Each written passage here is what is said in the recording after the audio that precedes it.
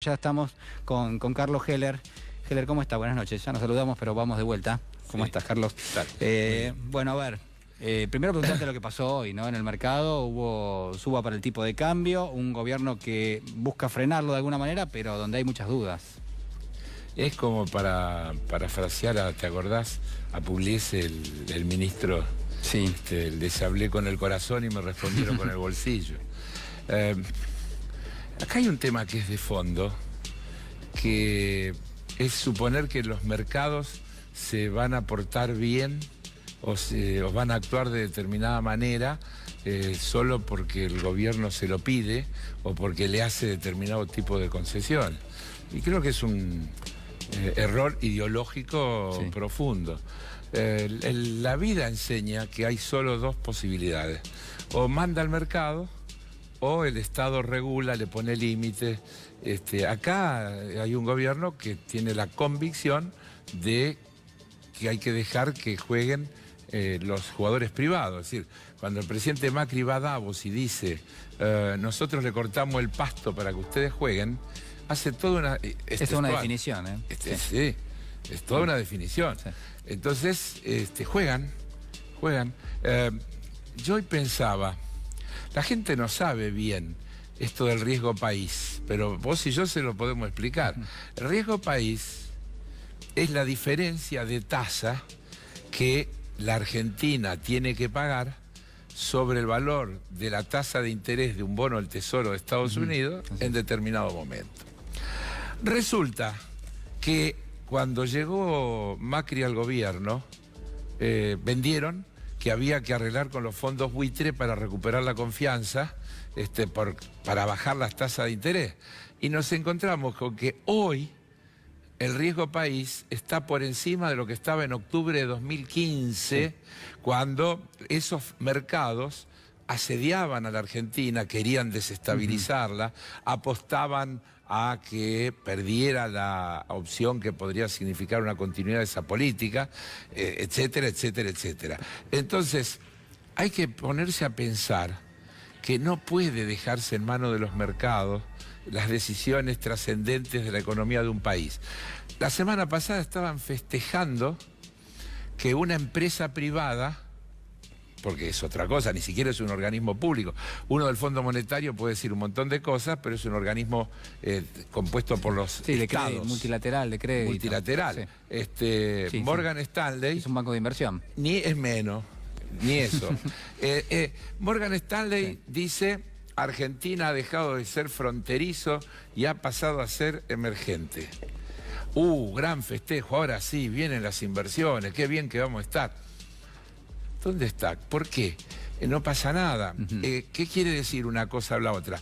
Pero la condición que pone Morgan Stanley para mantener esa calificación, y se lo dice por escrito a la Argentina, es que no vaya a tomar ninguna medida que signifique limitar, restringir o modificar las reglas de libre movimiento de capitales en cualquiera de las dos direcciones. Ahora, Carlos, lo que entra y lo que sale.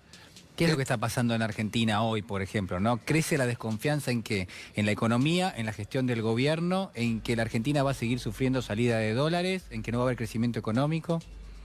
Debe ser un poco de cada. Es decir, los programas de ajuste del Fondo Monetario Internacional no se pueden vender como programas de desarrollo. Porque para eso uno tendría que tener alguna prueba empírica para poder decir que efectivamente... Un ejemplo.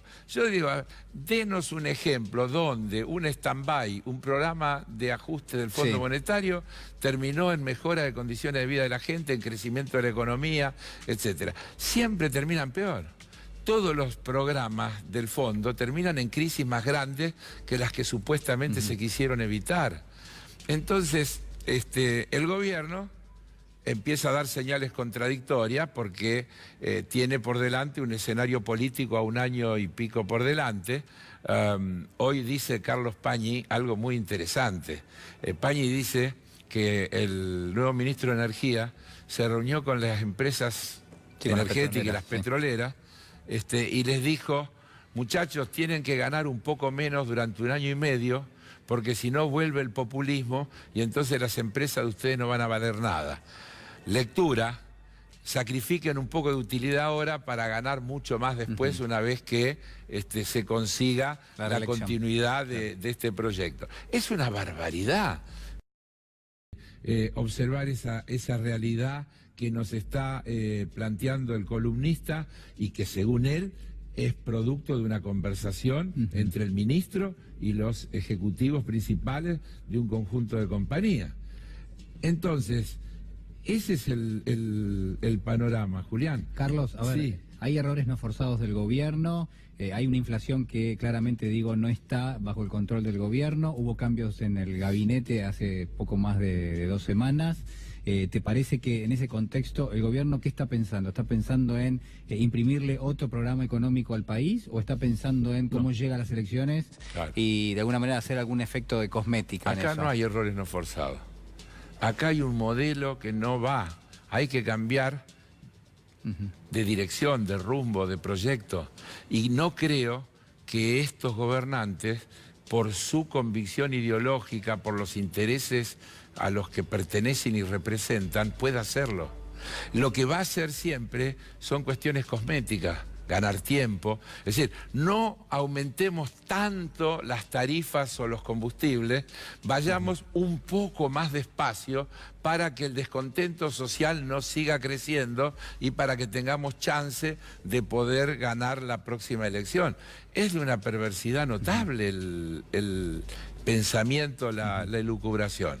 Yo te escuchaba a vos recién con Foster hablando de Durán Barba. El problema que tiene Durán Barba es que antes vendía la ilusión de un proyecto y ahora tiene que explicar una realidad, es mucho más difícil. No se le puede seguir diciendo a la gente que esto va a terminar con la pobreza, que va a generar empleo, que va a haber crecimiento, que la gente va a vivir mejor, cuando todos los días todo el mundo está viendo lo contrario y cuando todos los datos te dicen lo contrario. ¿Vos pensás, Carlos, que, bueno, en función de lo que dice Durán Barba, ¿no?, que la política es un lugar donde está todo armonioso y donde de alguna manera no hay cruces, o la política es el lugar donde todo el mundo se cruza con todos, se discute y en definitiva se trata de generar lo que es una mejora para la gente?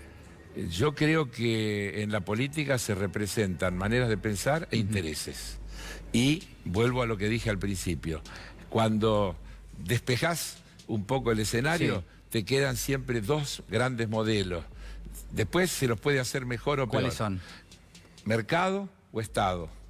Un mercado que juega libremente y que decide según los intereses de los grandes grupos económicos, los bancos de inversión, las corporaciones, o un país donde hay un Estado que le pone límite a eso, regula, administra, dice, la divisa es un bien escaso, no puede ser que las divisas se puedan ir como quieran. Si alguien quiere venir a la Argentina incluso a hacer una especulación financiera, un mínimo como hubo 1 año tiene que quedarse, no se puede ir antes de 1 año, si no, no venga. ¿Cómo podés pensar que es una inversión que al país le interesa que alguien entre por 30 días? ¿Qué estabilidad, qué progreso, qué proyecto se puede poner en marcha basado en estos mecanismos de especulación financiera? Pero además hay que decirle de una vez por todas a los que nos escuchan, a los que nos ven, la plata no genera plata, es mentira. Toda la ganancia financiera es ficticia. Lo único que genera riqueza de verdad es el trabajo. Entonces, para que una economía crezca, tiene que haber demanda agregada. ¿Cómo va a haber inversión en un país que tiene 40% de su capacidad instalada ociosa? ¿Para qué puede invertir alguien en serio en inversión productiva cuando más de 1/3 de lo que está para producir no tiene consumidores? Entonces, vos tenés que generar demanda y para generar demanda le tenés que dar dinero a los que pueden consumir. Está demostrado que la acumulación de riqueza en pocas manos no genera más consumo, porque el consumo tiene un límite. El consumo crece cuando vos distribuís horizontalmente, cuando le das mucha plata a mucha gente. Entonces crece. Y cuando crece el consumo, crece el empleo, y ese empleo es demandante nuevamente y consume más, etcétera, etcétera. Entonces hay que mejorar los sueldos. No puede ser que los sueldos vayan por atrás. Vos fíjate, ahora generosamente están hablando de que van a revisar al 25% los convenios colectivos, cuando la inflación igual va a ser 32, 33. Va a ser superior. Pero nadie está teniendo en cuenta que a los estatales dijeron que no los van a mover. No, claro. Es decir, que los empleados públicos van a quedarse con un ajuste del 15 en un país donde las cosas aumentaron el 30 y pico. Sí, sí, sí, es una licuación de los salarios en términos reales absoluta. Brutal. Y con las jubilaciones pasa lo mismo. Quiero preguntarte, porque te vi ahí en algunas fotos, estás con Mujica, estás Sí. con varios presidentes, estás con Néstor Kirchner también ahí Sí. en la foto de acá, mira, ahí está, una foto muy linda. Sí. ¿Qué recuerdo tenés de Kirchner y en términos económicos, digamos, cómo pensaba él y si vos estás cerca del pensamiento de Kirchner?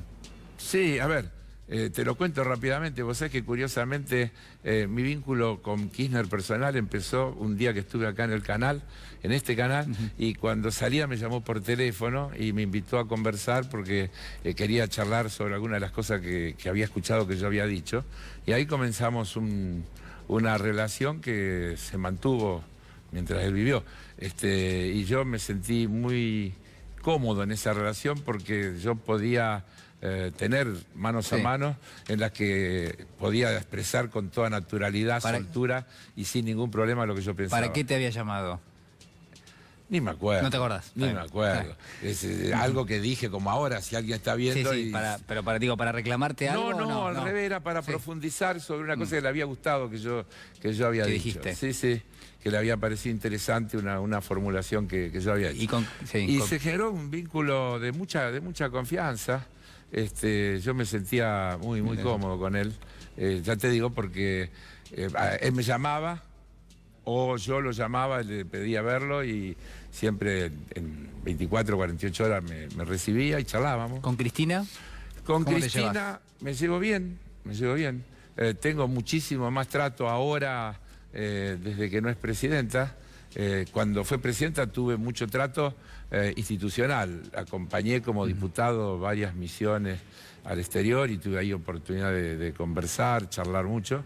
Pero ahora en estos últimos tiempos también he tenido frecuentes diálogos con ella en la que sentí que pude expresarme con toda soltura y sin ningún problema y cambiamos ideas como dos personas preocupadas, interesadas, con inquietudes que no necesariamente tienen que estar de acuerdo en todo para poder compartir proyectos, sueños, expectativas. ¿Cuántos años hace que lo conoces a Macri? Yo digo siempre que tengo el honor de decir que soy el tipo que más veces perdió con Macri. Porque claro, Macri estuvo en mi oficina, en el banco, en mi oficina, con el señor Salvestrini, los dos, a pedirme que yo le pida a Antonio Alegre que se corra y que le deje el lugar para que él ocupe la presidencia, porque él tenía un proyecto político y tenía que ablandar su imagen dura de empresario. O sea que pasaba a Boca Juniors para hacer una especie de escala intermedia con la función pública. Le dijimos que no era aceptable esa idea. Él fue a elecciones y nos ganó. Y quiero decir una cosa, para que se entienda que el proyecto era así. Mirá, el Coti Nosiglia, Luis Barrionuevo, Puerta, para decirte algunos nombres que recuerdo que operaban con él. En algunos hasta puedo entender, el Coti Nosiglia es un conocido hincha de Boca. Decime qué hacía Barrionuevo operando en la interna de Boca en una elección donde Macri aspiraba a la presidencia. Así que yo en realidad lo conocía antes. Yo lo conocí a Macri cuando la empresa Sebel decidió ofrecernos ser sponsor de Boca con la condición de que nosotros consiguiéramos que también River aceptara. Sí. Porque temían, ya nos había pasado antes con Fate, fue la primera experiencia, que temían que la identificación con uno de los dos fuera demasiado fuerte para el resto. Y entonces con Marín, que era el dueño de Marín y Asociado, que era la agencia de publicidad que tenía la cuenta de Sebel, vino a verme y me planteó el tema de que querían ser los sponsors del club, pero que nosotros teníamos que hablar con River para que River aceptara, cosa que efectivamente sucedió. ¿Ese Macri es el mismo Macri que hoy está en la Casa Rosada? Debe ser, se llama Mauricio, ¿no? No, sí, está bien, pero digo, en aquel momento era incipiente, era alguien que aspiraba a la carrera política, hoy es el presidente de la Nación. Yo a Macri no lo trato para nada, no te puedo dar una opinión porque sería injusto. Es decir, yo digo con toda naturalidad y franqueza que siento que mi pensamiento está en lo opuesto absolutamente del pensamiento del presidente. Lo digo así, porque creo que tenemos visiones contrapuestas. Yo tengo por ahí guardado una grabación donde él en una nota dice de mí, una nota que le hace Marcelo Araujo y Julio Ricardo en Canal 7, sí, donde él dice que yo sería un buen presidente de AFA porque tengo condiciones de buen administrador, etcétera, etcétera, etcétera, pero que tengo un defecto, dijo en esa nota. El defecto es que cuando yo estaba en Boca, les decía a los jugadores que todos éramos iguales, y no éramos todos iguales, porque están los que dirigen y están los que obedecen. Y yo le metía esas ideas raras, dijo en esa nota, en la cabeza a los jugadores, de que éramos todos iguales. Carlos, te quiero agradecer muchísimo por estar esta noche con nosotros. Gracias a vos por la invitación. Muchísimas gracias.